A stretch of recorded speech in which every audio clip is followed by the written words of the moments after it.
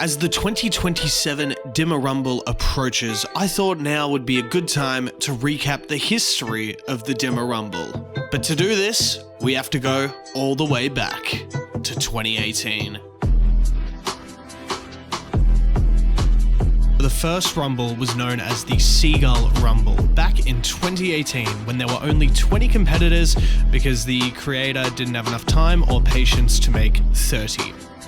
The first entrant ever was the Chad, who also got the most eliminations in that match and also set a record for time in ring.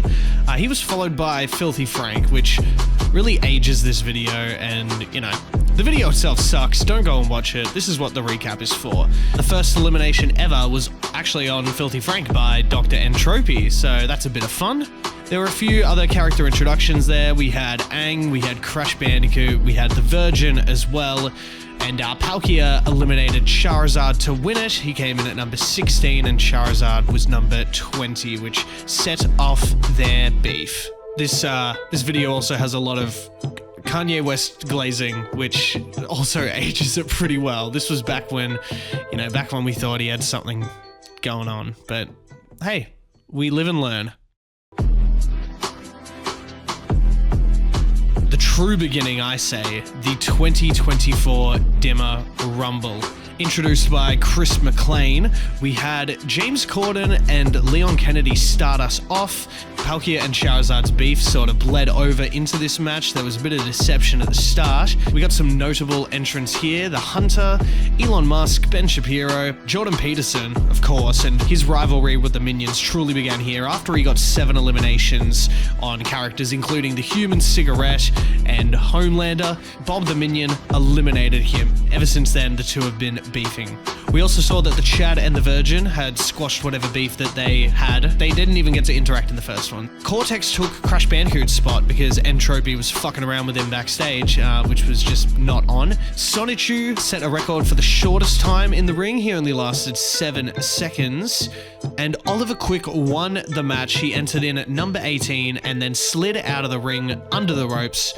Came back in right at the end and eliminated Shadiversity, who thought he had won when he took out Fraser Gehrig. So yeah, fuck Saltburn and fuck Ollie Quick.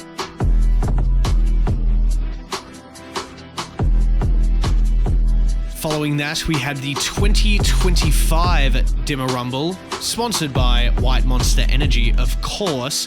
Now, this is the Rumble that just had a lot of meme characters. We had Moodeng, we had the TikTok Riz Party, we had the Unknown. It was a bit inspired or uninspired. You know, Chill Guy was there too. We were introduced to Jeevan J. Jith, our sports analyst, and Giga Chad as well, who set a massive record for longest time in the ring.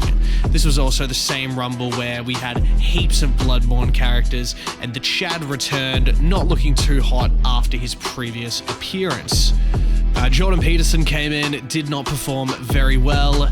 Backstage, got in a bit of a fight with Elon Musk, and then of course, Bob the Minion showed up again to cause him a bit of pain, just not on. We had a grand return of James Corden at number 30, not looking too hot. Clearly, it was a rough year for him. And Peace won the Rumble, coming in at number 27, eliminating at number 28, who was Nemesis, who really became the nemesis of the Rumble after he eliminated Giga Chad, who everyone wanted to win. That was an absolute farce. Now for the 2026 Dimma Rumble. The creators got a little bit indulgent. There was a lot going on. James Corden, rest in peace. He showed up to the stage and I guess died while the cameras were looking at something else. It was a huge issue. I'm sure they have paid back the FCC for that one, but you know, we'll see how this next one goes, how the budget looks. James Corden's body was also never recovered, so I don't know what's going on there, but it's probably worth mentioning. Black Adam took the new record for the shortest time in the ring. Funnily enough, it was Sonichu who eliminated him. Black Adam lasted only 2 seconds. It was brutal. The Chad, he fell further into his slump, reliving the glory days with a VR headset, while the Virgin went on more of a hateful incel arc. Hopefully they're both doing a bit better before 2027's match. Crash Bandicoot was in the match, so was his evil brother Crunch Bandicoot, who took him out actually. The two of them have had a storied relationship. More so Crush and Cortex have had a storied relationship, but I'm sure that they're going to have some new developments in this next match. Jeevan J. Jith actually entered this match and got 7 eliminations, tying him with Jordan Peterson's overall record.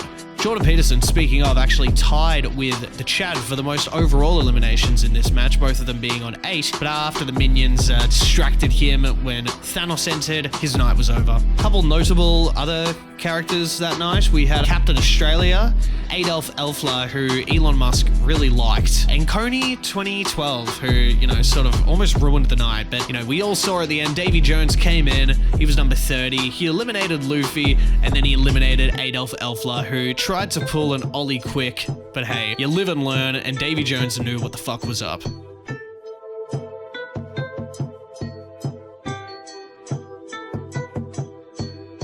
Who's to say what's going to happen at the 2027 Dimma Rumble? I, for one, am incredibly excited. I've heard some rumblings, I've heard some chit-chat, I know the people involved, and I can't say much, but what I will say is that it's going to be freaking epic.